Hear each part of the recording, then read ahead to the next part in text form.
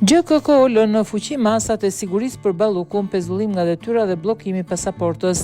Lije në fuqi masat për numrin 2 të pezulluar të qeverisë Belinda Ballukun, së bashku me vartësitë e saj, krerët e ARSH dhe Kesh. Ballukut ju konfirmua se vendimi që e ndalon të dalë nga Shqipëria një kërkesë kjo e prokurorisë së posaçme dhe e vendosur nga gjykata antikorrupsion.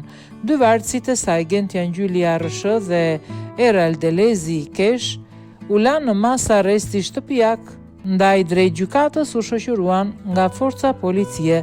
Seanca gjyqësore planifikuar për në orën 9 u shty me 2 orë pas kërkesës së bërë nga avokatët e tret pandeurve për të njohur me aktet dhe fashikujt e dosjes hetimore që i shërbyen gjykatës për t'i caktuar masat e sigurisë. Balluku i la ambientet e gjykatës rreth orës 9:45 për t'u rikthyer edhe në orën 11. Brenda gjykatës antikorrupsion, ajo priti 4 orë gjykatësin Erion Çela për t'i dhënë vendimin e pezullimit dhe ndalimit të daljes nga vendi.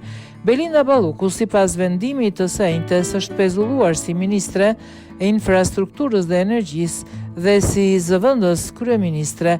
Kjo për shkak të dyshimeve se ka kryer 2 herë shkelje të barazisë së pjesëmarrësve në tendera, fillimisht në tunelin e Llogaras e më pas nga hetimet të cilat zbuluan edhe abuzime me lotin 4 të Unazës së Madhe. Tenderi për ndërtimin e tunelit ka patur një fond limit 190 milion euro, kurse ai Unazës së Madhe 20 milion euro.